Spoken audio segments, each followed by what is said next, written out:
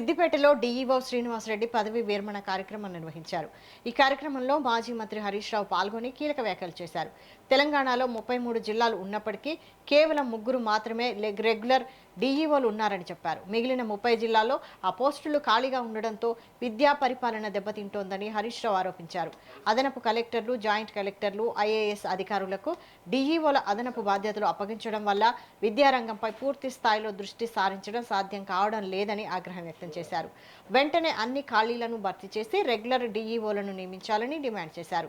BRS ప్రభుత్వం అమలు చేసిన మన ఊరు మనబడి కార్యక్రమాన్ని రాజకీయ కక్షతో అర్ధాంతరంగా నిలిపివేశారని ఆరోపించారు. దీనివల్ల ప్రభుత్వ పాఠశాలల అభివృద్ధి నిలిచిపోయిందని విమర్శించారు. అవసరమైతే పథకం పేరును మార్చుకోవచ్చని, కానీ పాఠశాలల అభివృద్ధిని ఆపకూడదని సూచించారు. ప్రస్తుతం పాఠశాలల్లో కొత్త భవనాలు లేదా అదనపు తరగతి గదుల నిర్మాణానికి ప్రభుత్వం చర్యలు తీసుకోవడం లేదని విమర్శించారు. ప్రభుత్వం వెంటనే ఈ సమస్యల పరిష్కారానికి చర్యలు తీసుకోవాలని డిమాండ్ చేశారు.